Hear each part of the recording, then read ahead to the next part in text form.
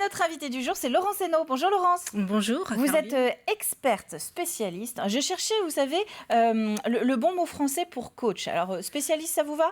Consultante. Consultante, ça me va très bien. En orientation scolaire et professionnelle. Et professionnelle, absolument. On vous a proposé de venir sur le plateau de la matinale parce qu'on est dans cette période post-bac, post-CAP, post-tous les diplômes. Et tout le monde n'a pas forcément décroché son diplôme. Pour autant, on a 2 mois devant nous, a priori, de vacances, de repos. Et je voulais voir avec vous si on ne pouvait pas donner quelques petits tuyaux, justement, pour prendre un peu de recul sur cette période et essayer d'aborder les prochaines semaines plutôt sereinement. Alors, déjà, avant toute chose, est-ce qu'il faut encore aujourd'hui accorder beaucoup d'importance à ces fameux diplômes ? Alors, ça commence par une moue de votre part. Alors effectivement, aujourd'hui, effectivement, on attache beaucoup d'importance au diplôme, mais il faut quand même savoir que même sans diplôme, on peut aussi réussir, et donc ça aussi c'est très important. Il y a aussi nous qui sommes, l'être qui nous sommes, et donc c'est pas le diplôme qui va forcément tout faire dans une vie, et heureusement. C'est vrai que dans les recrutements notamment, parce qu'on en parle régulièrement dans les journaux, encore aujourd'hui, avec le lancement de ce site internet, donc par la région nosemploi.fr, Christelle Morancet met en avant le fait qu'on parle aussi beaucoup des soft skills, c'est-à-dire des qualités à côté, ce qu'on est, notre savoir-être, qui vaut autant que notre savoir-faire finalement. Exactement, c'est extrêmement important et je pense que nous avons tous des personnes qui ont réussi dans la vie, professionnellement j'entends, et qui n'ont pas forcément un diplôme, sauf qu'ils sont vraiment à leur véritable place et ils font quelque chose qui les anime profondément.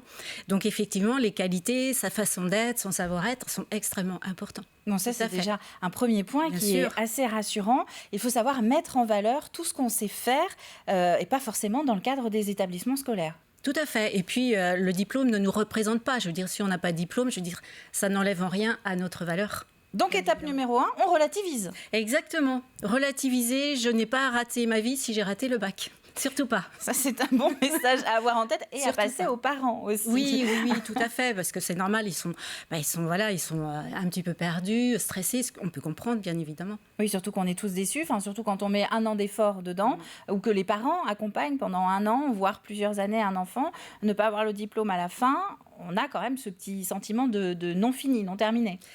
C'est sûr, exactement. Après, il faut se poser des questions. Je pense aussi pourquoi j'ai pas réussi le diplôme, le bac ou autre. Donc ça, c'est aussi comprendre les raisons. Je trouve que c'est important. Alors, il y a un petit exercice que je peux proposer. Ah bah allez-y. Voilà. Alors, c'est vraiment à faire dans un climat familial serein et apaisé où il y a de la discussion. Mais effectivement, le jeune et les parents peuvent noter les 10 raisons qui ont fait que je n'ai pas obtenu le diplôme. Alors, c'est vraiment à faire. Alors, pourquoi 10 ? Parce que les 2 premières raisons, on les trouvera assez facilement. Simplement, si on va un petit peu plus profondément, on aura peut-être les causes les plus profondes et c'est intéressant. Mais vraiment à faire tranquillement, chacun de leur côté. Et après, on partage. Mais vraiment, si la relation est possible, bien évidemment. Il ne faut pas que ça finisse en pugilat dans la cuisine. Non, c'est pas le but, au contraire. Qu'est-ce que vous avez, vous, justement, comme retour si vous appliquez ça auprès des jeunes qui viennent vous voir ? Est-ce qu'il y a des remarques, des réflexions qui peuvent étonner ? Alors, franchement, je l'ai pas. Moi, c'est vrai que les jeunes que j'accompagne, beaucoup ont leur bac ou leur diplôme.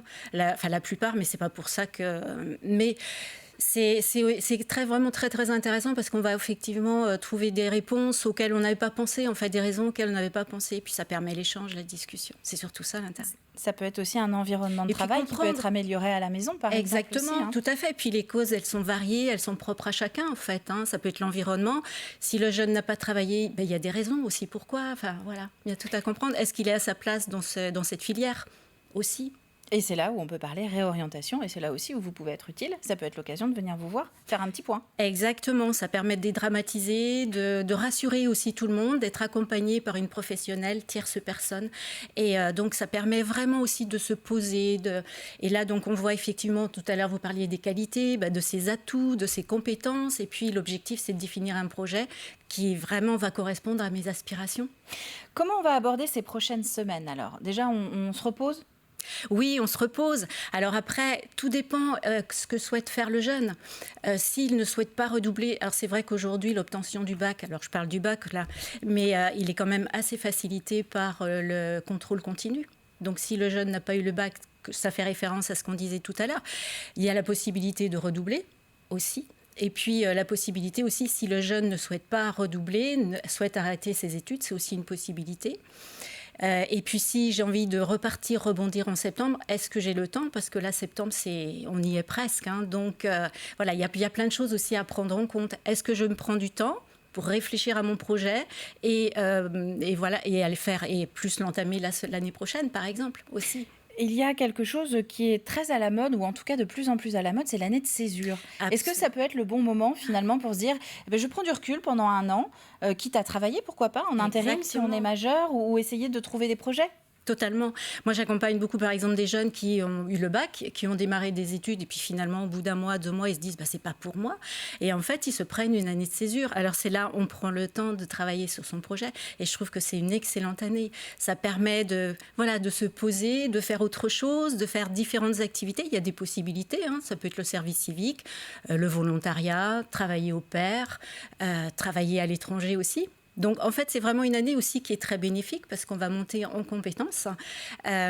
Si je pars à l'étranger, je vais augmenter ma langue étrangère, enfin, en tout cas, mieux parler anglais, par exemple. Donc, en fait, et tout ça, ça se valorise sur un CV. Je trouve que c'est vraiment une période qui est très bénéfique si elle est bien utilisée. Et donc, tout ça, après, c'est considéré non plus comme un échec de la part de potentiels recruteurs. Exactement, tout à fait. C'est tout à fait... Oui, bien sûr. Si, par exemple, le jeune qui arrête de travailler, qui fait un petit job dans une activité, il va livrer des pizzas ou autre, il aura acquis des compétences, bien sûr. Et puis, je crois qu'il faut aussi savoir prendre le temps et ne pas être obsédé par rapport au diplôme ou autre. Donc, globalement, ce qu'on retient quand même de ce que vous nous dites là, c'est que, il faut prendre du recul, prendre le temps de discuter, finalement. Exactement, de comprendre les raisons. Et puis, voilà, il y a des gens qui ont... Enfin, c'est même pas une terme... je veux dire, il y a plein de jeunes qui peuvent avoir les moyens d'avoir le bac, sauf qu'ils ne l'ont pas eu. Et voilà, il y a des raisons pour ça. L'école à distance, est-ce que ça peut être une solution aussi si on décide de redoubler? Est-ce qu'on se dit, on peut essayer de le faire de chez soi? C'est une possibilité. Après, ça dépend si j'ai besoin d'être avec les autres pour me motiver. Tout dépend de la personne, de sa façon d'être. Si c'est quelqu'un qui est plutôt, qui aime bien travailler seul et qui finalement, ça peut se faire, bien évidemment, c'est aussi une possibilité. Et donc tout ça, ce sont des choses, on va terminer là-dessus, sur votre mission quand on vient vous voir, donc qu'on ait un diplôme ou pas d'ailleurs, c'est ce que vous disiez tout à l'heure, ça peut être le moyen de faire le point sur alors, sa scolarité ou sa carrière avec vous. Tout à fait. Exactement. L'objectif, c'est vraiment, moi, mon objectif, c'est l'aider à trouver ses propres réponses et puis surtout qu'il aille vers un projet qui soit cohérent avec lui, et qu'il se sente vraiment, qu'il fasse quelque chose qui l'intéresse dans la vie et qu'il aime. Une sorte de bilan de compétences quand on est à l'école? Oui, on peut dire, je ne sais pas si vraiment bilan de compétences, mais c'est un peu ça, c'est vraiment, et puis surtout apprendre à se connaître. C'est vraiment très, très important et c'est reprendre aussi confiance en soi. C'est vraiment ce qui compte maintenant, c'est ses qualités intrinsèques, c'est vraiment ce qu'on est, plus que ce qu'on apprend aujourd'hui, c'est ce qui va nous permettre de nous différencier de tous les candidats un peu formatés finalement, qui sortent tous des mêmes écoles. Ça peut être ça, exactement. Et si, effectivement, dans le monde de l'entreprise, on monte en compétences, et si on est quelqu'un de motivé, si ça nous intéresse, on peut très bien évoluer dans une carrière, bien évidemment. Il y a tout ça, ça en fait partie. Et il y a en Vendée cette voie de l'apprentissage aussi qui est très développée, avec pas mal d'entreprises, je crois, qui cherchent des candidats en permanence et on peut toujours se tourner vers ces filières-là. Bien sûr, bien évidemment, bien sûr, valoriser toutes ces activités, tout à fait.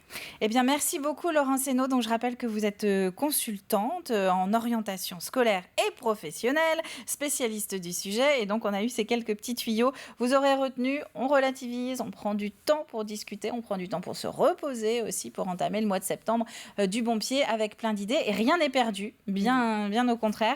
Il y a plein de possibilités qui s'offrent encore à nous, que ce soit en France ou à l'étranger. Merci Laurence Hainaut d'être venue sur le plateau de la matinale. Merci à vous.